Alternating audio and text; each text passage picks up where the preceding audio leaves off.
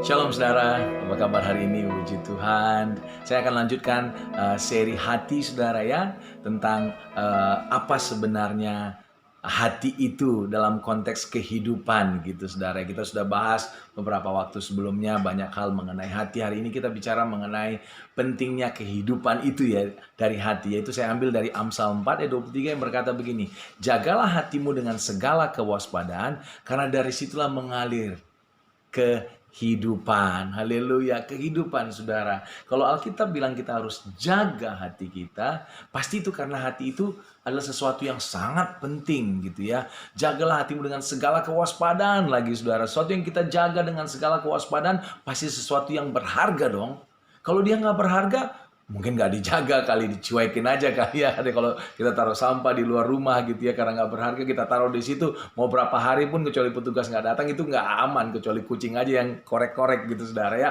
Tapi jagalah hatimu dengan segala kewaspadaan. Kenapa? Karena hati itu penting banget saudara. Hati itulah esensi dari diri kita saudara ya.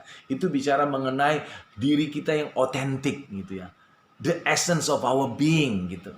The core of our being gitu. Disitulah impian kita, keinginan kita, cita-cita kita hidup, saudara. Kalau hati kita itu nggak sehat, kayaknya semuanya terganggu gitu, saudara ya. Jadi hati itu penting sekali, bahkan hati itu yang menghubungkan kita dengan Tuhan dan dengan sesama. Jadi dari situlah mengalir kehidupan. Kalau bahasa Inggrisnya, out of it are issues of life. Perkara-perkara kehidupan dari situ saudara. Oh banyak aspeknya kita udah bahas sebelumnya. Tapi saya mau coba kutip dari Matius 11 ayat 28 sampai 29. Ini perkataan Tuhan Yesus sendiri. Tuhan Yesus berkata seperti ini. Marilah kepadaku yang letih, lesu, dan berbeban berat, maka aku akan memberikan kelegaan kepadamu. Pikulah kuk yang kupasang itu dan belajarlah daripadaku.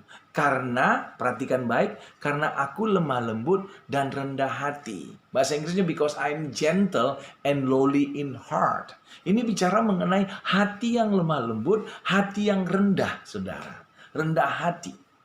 Nah kalau kita diberikan solusi oleh Tuhan Yesus, belajar dari Tuhan Yesus karena aku lemah lembut dan rendah hati. Kalau dikasih solusi, kemungkinan besar masalah yang muncul, sehingga dikasih solusi ini, masalah yang muncul itu terjadi karena mungkin kita tidak menghidupi atau mengekspresikan atau mengeksersis, melakukan solusi tadi gitu. Kemungkinan besar masalah-masalah kita yang tadi dikatakan Tuhan Yesus apa? Yang letih lesu dan berbeban berat gitu. Kemungkinan besar itu terjadi kenapa? Karena kita tidak lemah lembut dan rendah hati, saudara. Nah, Alkitab tadi bilang, jagalah hatimu dengan segala kewaspadaan, karena dari situ mengalir kehidupan. Orang yang letih itu kayak nggak hidup gitu ya. Yang beban berat kayaknya terseret-seret, terus kayaknya nggak hidup gitu, saudara. Kuncinya di situ. Kita harus jaga hati kita. Lemah lembut dan rendah hati. Lemah lembut itu lawannya dari hati yang keras gitu.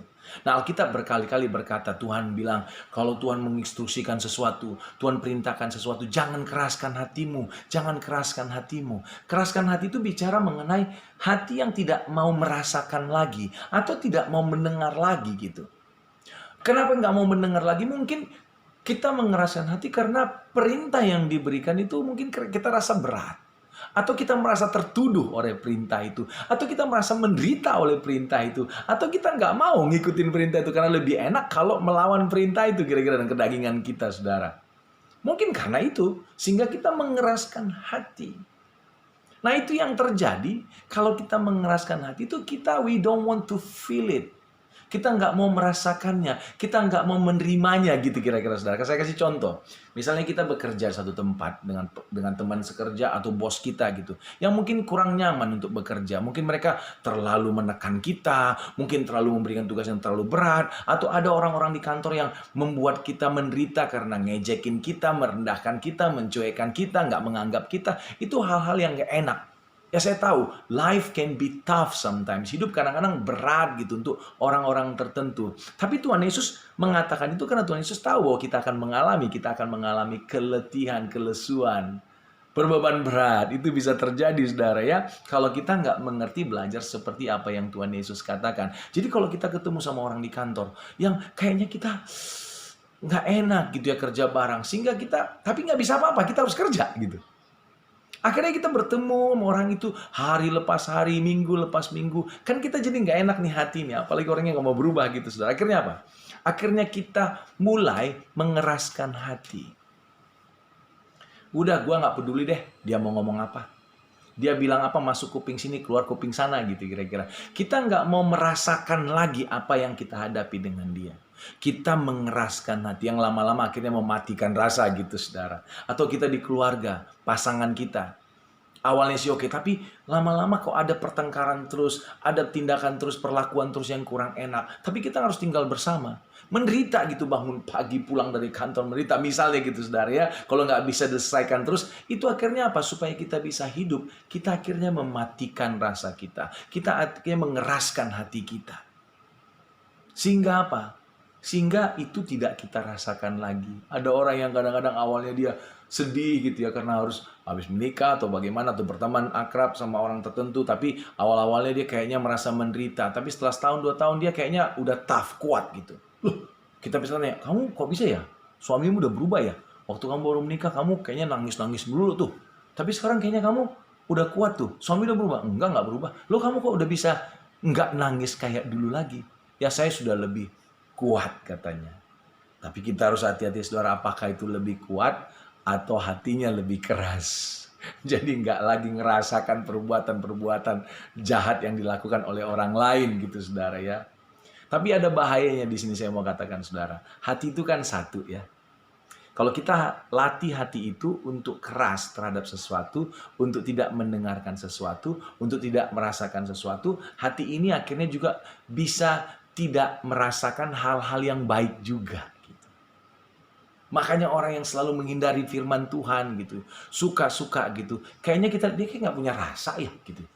Dia kayak punya, bisa lakukan itu tanpa mikir ya. Itu menjadi tumpul, saudara. Karena dilatih untuk nggak mau mendengar. Padahal dia juga punya hati nurani. Nanti kita kapan-kapan kita bahas mengenai hati nurani. Hati nurani selalu ngomong itu, jangan. Tapi dimatikan. Akhirnya hal-hal yang baik pun yang lainnya diberitahukan oleh hati kita, itu akhirnya tumpul gitu. Dan jadi makanya kadang-kadang kita itu sering hal yang dulu kita misalnya kayaknya makan sate di pinggir jalan aja senang gitu, saudara ya, makan sate gitu. Rasanya berkat gitu. Setelah bertahun-tahun kita diberkati, kita makan di restoran mewah, kok kayaknya biasa-biasa aja gitu. Apa yang terjadi? Dulu kita kalau dapat gaji aja senang, sekarang udah gajinya berlipat kali ganda. Kok kayaknya rasa syukurnya biasa-biasa aja gitu, saudara. Atau mungkin begini, dulu kayak kita baru lahir baru, percaya Tuhan. Kita baru dengar satu lagu mulai nyanyikan di gereja. Kita udah nangis gitu. Dengar khotbah yang apapun khotbah hari Minggu itu kita dapat sesuatu, pulang dengan semangat. Mau bekerja buat Tuhan, mau melayani, mau hidup kudus gitu, saudara ya. Tapi kemudian setelah kita bertahun-tahun, bahkan kita ikut Bible study, bahkan kita ke sekolah teologi, kita pengetahuannya banyak, kita dengar lagu gitu, lagunya muncul mau 2 album gitu, kayaknya nggak ngerasain hadirat Tuhan nih gitu. Kayak dengar khotbahnya sudah luar biasa, saudara. Dulu khotbah apa aja mengena, sekarang pilih-pilih dan nggak semuanya nggak dapat apa-apa. Kadang-kadang itu bukan karena di sananya, saudara. Bukan di pengkhotbahnya, bukan di penyanyinya, pemimpin pujiannya, bukan di musiknya. Itu bicara di hati yang sudah keras. Gitu. Itu bahayanya kalau kita tidak menjaga hati supaya tetap lembut. Makanya Tuhan Yesus bilang, belajar daripada aku ini lemah lembut. Hati yang lemah lembut itu bilang gini, kalau ada masalah, nggak apa-apa menangis, datang sama Tuhan. Serahkan sama Tuhan. Kalau rasanya berat, datang sama Tuhan. Tuhan, tolong aku. Tuhan itu kata Alkitab bertata di tempat yang maha tinggi, maha kudus. Tapi juga di hati yang remuk. Hati yang hancur. Hati yang datang sama Tuhan. Bukan hati yang dikeraskan gitu, saudara. Kapan-kapan kita akan lanjutkan ngomong mengenai kerendahan hati yang rendah gitu, saudara. Tapi hari ini kita ngomong dulu menjaga hati dengan segala kewaspadaan supaya hati tetap lemah lembut. Hati yang lemah lembut membuat kita peka juga akan suara Tuhan. Kita mengerti akan kebutuhan sesama kita. Kita menjadi orang yang bisa menjadi saluran berkat bagi banyak orang. Jagalah hatimu dengan segala kewaspadaan, saudara, dan engkau akan mendapat kelegaan seperti kata Tuhan Yesus tadi. Haleluya. Ingat selalu bahwa Tuhan Yesus baik dan bahwasanya kasih setianya untuk selama-lamanya. Haleluya. Amin.